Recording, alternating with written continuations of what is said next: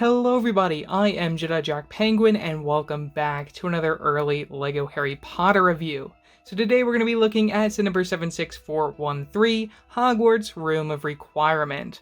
This set includes 587 pieces, retails for $49.99 when it releases on March 1st of 2023. Now this is a really interesting set for two reasons. One, this is based off a scene that happens differently within the books than you see in the films, and two, this is our second set based off the Deathly Hallows that we've gotten in the Hogwarts reboot line, and I'm so happy to see more Deathly Hallows. We're expected to see more over this summer. Really pleased to see that LEGO is finally giving us more stuff from those films. Speaking of the box art for a minute, we get the same style as we saw for the last few years for Harry Potter. I really love the dark blues, how those bring out the lighter colors of the build, and also how we have like a sort of like a tiny piece of the courtyard, kind of. I don't know really how accurate this is. I mean, we have the entrance to the Room of Requirement outside, which is just not something that really exists. You can take a better look at the interior, how you can fold out this model to take a look at all the stuff going on. There's a lot of loose pieces in here, and some things that I do have to comment are just really annoying, that there are things that I really wish were included here but aren't, and things that are included here that really just shouldn't be here at all. Within the box, you get 4 numbered bags, as well as a sticker sheet and your instruction manual. Sticker sheet, as expected, includes mostly decals for the door to the Room of Requirement, which I actually really love how they create the door in this set. It's probably one of my favorite parts of the set. Instructions continue that ugly render style from the front of it. From the back, you get your win information, piece count for 2 pages, and your advertisements for the other sets in the March wave. All reviews should be out by the end of March. To start off our minifigure selection, of course, we gotta get Harry Potter, the boy who lived himself, in this set. This version is exclusive because we get a brand new torso print to represent his outfit in the Deathly Hallows, and I think that torso is absolutely amazing. I expect we'll end up seeing it again in the summer wave. You get that dark blue underneath the dark tan, which I think the coloring fits there. However, it all comes to pieces when it comes to the legs, which I know they're trying to do his jeans, but I mean, bright blue just does not work in my opinion. I mean, they should have changed the sweatshirt color underneath the dark tan, and maybe then they could have just given him the dark blue legs for the jeans. I think that would work a lot better. You also get some back printing just to continue with the styling of his outfit.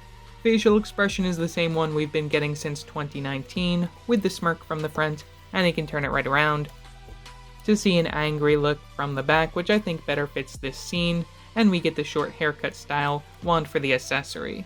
Next up, we have Hermione Granger, who's also exclusive in her Deathly Hallows appearance with that brand new torso print. Again, the figure really falls apart when it comes to some of the other pieces. The torso I think is really great, though it is also just a little bit brighter than the last one that we got. Here's a look at the Hermione that we got in LEGO Dimensions back in 2016, I believe. And there's just a quick comparison. We have a lot darker of a color for her sweatshirt, and we'll also spin her right around. I definitely think the old torso piece is a bit better, though this new print I think works very well. It's just, again, the problem with the coloring. I think it's a lot brighter than it should be for Deathly Hallows. Another thing that really bothers me about this figure is the hairpiece, which they're again reusing that hairpiece that we saw back in 2019, reuse facial expression from 2019 as well. I just feel like it's time for them to make a brand new facial expression for this Hermione figure, and maybe even just a hairpiece that better fits the Deathly Hallows. I wouldn't have complained if they put like maybe the ponytail piece in here, because that at least feels like a Deathly Hallows hairpiece for Hermione. You also get the double-sided facial expression with the smirk, and the angry scowl from the very back. If you're interested, again, from 2019, torso piece is what makes this figure exclusive. Probably one of my favorite inclusions in the set is Draco Malfoy, and yes, they have not yet fixed the hairpiece. It's still yellow, it's not tan the way I want it, but I think getting a brand new facial expression for this figure is definitely a step in the right direction, and I think this face works very well. You'll also see this appear within the Slytherin House banner set, which I'll be reviewing shortly. You get that unhappy look from the front, and then a scared, worried look from the back. I think LEGO really captured Tom Felton's look on this facial expression a lot better than we saw with that reuse one from 2019. Now, as for the rest of this figure's design, the torso piece we previously saw within the $500 Hogwarts Express set. You can check out my review for that, which I did late last year. Still not a bad torso piece, only comes in a $500 set though, so it does bring down the value. And you get the print continued from the very back. No leg printing, which I don't think is really necessary. Overall, decent figure, really got it for the facial expression there, which is really great to see. For the very first time ever in LEGO form, we have Blaze Zabini, which I think is a great inclusion to this scene. You'll also see his character appear within the Slytherin House banner set as well, where you'll get a different outfit for his character. Now the torso piece, I believe we've seen this particular style before, it's just unique because of the hand coloring. You also get one of those lighter shades of brown for his flesh tone, which I think is amazing that they were able to do that. Only the one facial expression because the hair doesn't cover up the back printing, which continues the style of the Slytherin Hogwarts uniform. And again, that facial expression is not exclusive to this figure, which you'll also see appear in the Slytherin House banner. And to finish off our minifigure selection, another character for the very first time in LEGO form, we have the Grey Lady, or Helena Ravenclaw. This figure features brand new prints for the facial expression, the torso, and even the skirt piece there. I love how they went all out. We even get a recolor of the Luna Lovegood hairpiece in that light gray, which I think fits her character well. You also get some back printing from the torso, which will remove the hairpiece to take a better look. You can also see that we have some defining lines for her figure, and that alternate facial expression, which much better fits her appearance within the film, where we'll spin that right around to see an angry scowl from when Harry goes to visit her asking about the diadem.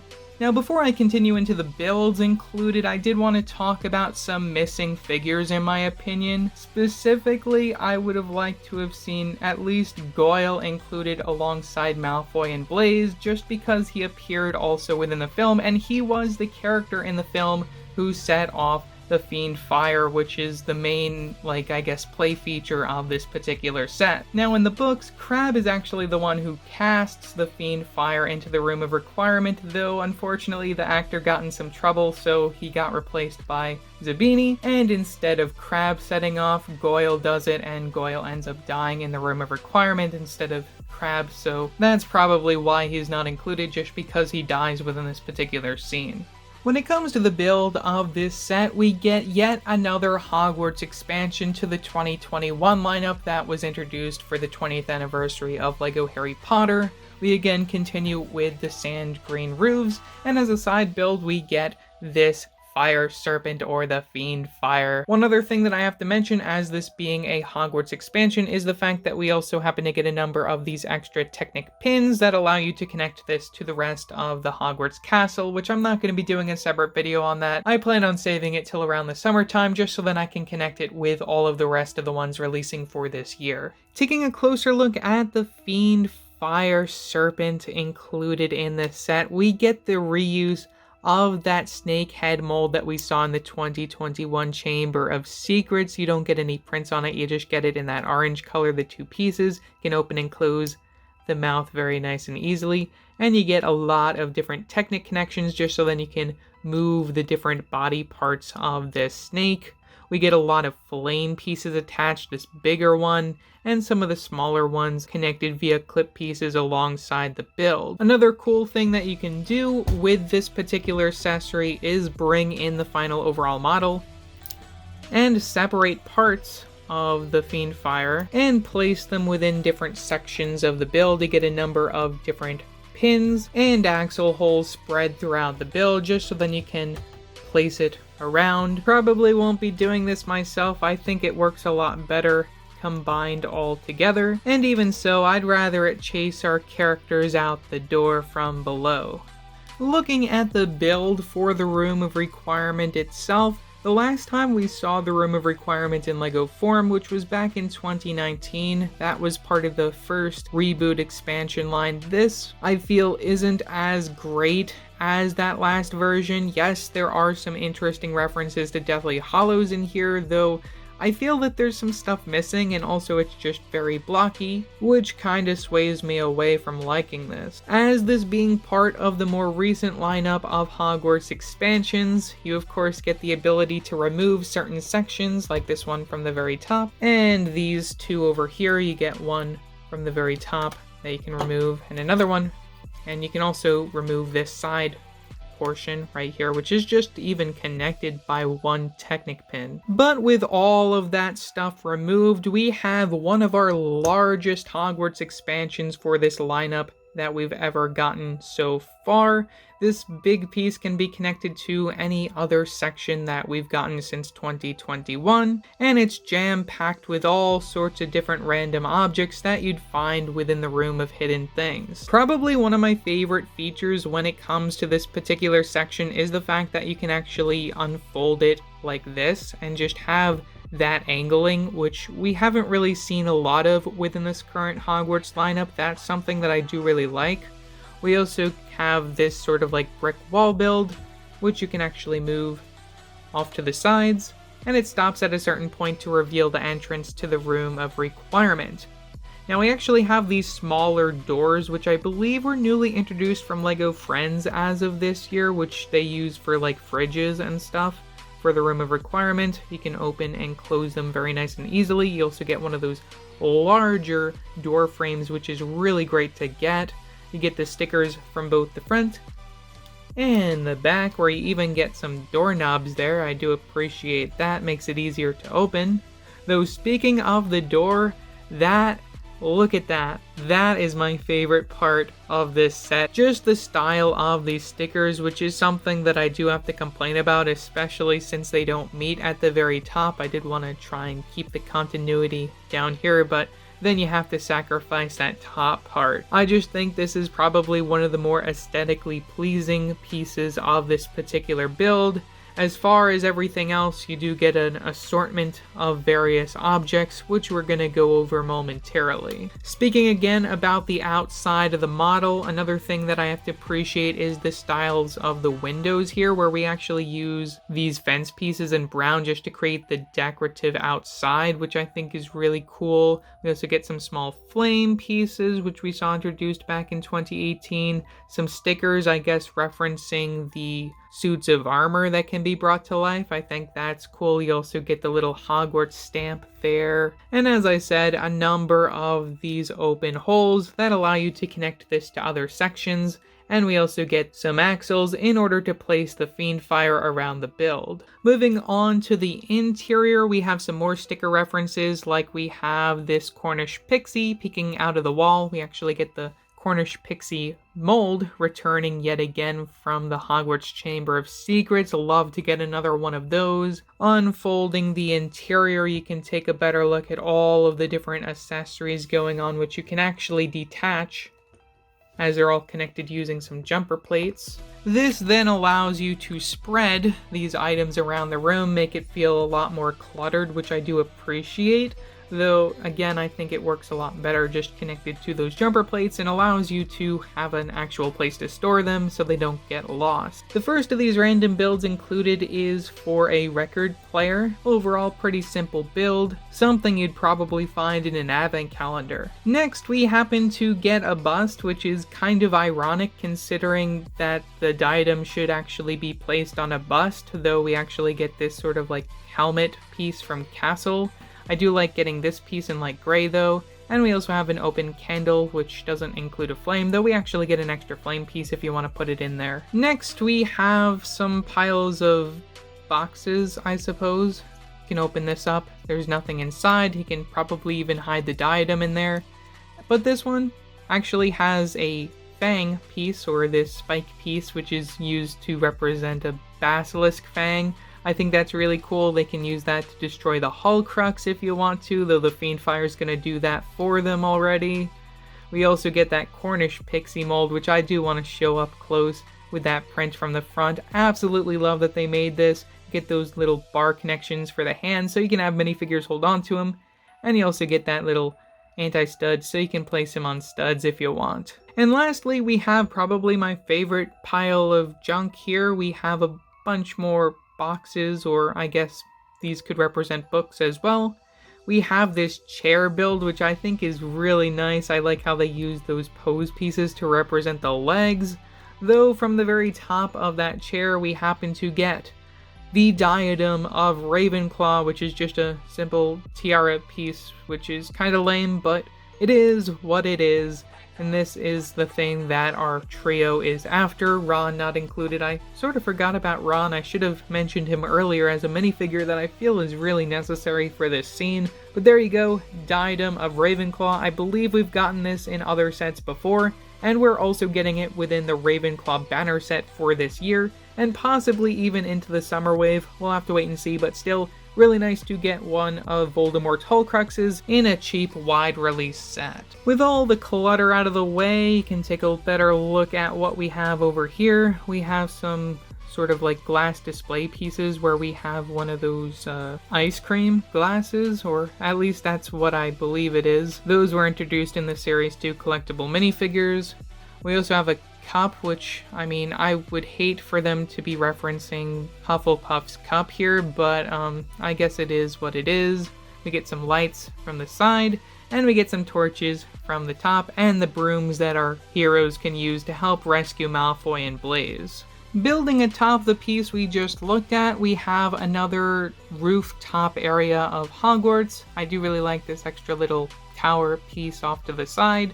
Sand green for the roofs, some spots to sit your minifigures or stand them or whatever. This goes right there on top of the studs. Next up, we have another interior section where we have a sink. I mean, are they trying to recreate that scene where Harry fights Malfoy in the bathroom or something, which isn't even in Deathly Hallows, that's in Half-Blood Prince? I don't know. It's weird. I don't know what's happening here. It's just such a weird inclusion. Some studs from the top so you can place some more stuff on, which we're going to do right now, starting with this extra tower piece. So in order to connect to this, we actually get a nice open hole, which you can place it nice and easily into. And it also has these two nubs over there that rest on top of the studs, which I think is such an interesting technique in order to make sure that this stays where it's supposed to stay. We also get a sticker from the very side over here, and we also get these pieces in dark tan, which is such a great color to get those in as well. Another unique color that I expect people will like to get this set for. Nothing special otherwise there. And we can complete it with two more pieces over here. We get some side railings from this one, and we happen to get a scroll, maybe some sort of astronomy thing, as there's stars around here. Not really sure what's going on with that scroll, but still, it's a scroll, I suppose. It's just some weird accessory. And they get some more of these larger sand green pieces to finish off the roof. One other thing I did forget to do is that we actually get this cross beam in order to connect both of those sections just so then they don't move automatically. We'll place those right back on top of the studs. And there you go, that completes the look of this particular build. So overall, for $50, is this set worth it? I mean, the minifigures are alright. There are a few nitpicky things that I have when it comes to some of their designs, but as a whole, I think it's a nice minifigure selection for this set. As far as the build goes, I've had enough of some of these Hogwarts expansions as of lately. I'd like to see them completely reboot the line again and maybe give us something different than what we've been getting, because I feel it doesn't really feel right to me. It's just still way too blocky. It may look good with some of the other sets, I don't know. We'll have to wait and see what happens over the summer as far as Hogwarts expansions go. But as far as representation of Deathly Hallows, I am really happy that we're getting more Deathly Hallows sets even into the summer wave. I think some of the references here are really cool, though there are some questionable things like the bathroom and the scroll that we have up there. I do really wish, one thing that I really wanted to see in this set that I was really hoping to see was the vanishing cabinet. Now, I know that's not Deathly Hallows based, but that's really the one thing that I was dying to see inside this set, which is something that I feel would have been included if we were going to be seeing a Borgin and Burks anytime soon, though I don't think we're going to be seeing that. We'll definitely be seeing Gringotts though, so that's going to be exciting when we eventually see that release in the fall. But anyways, leave your thoughts down in the comment section below, what your thoughts are on this set. Also, don't forget to like and subscribe and hit that bell icon so you can upload a new video. So yeah, that's it for now, and I will see you next time. Bye!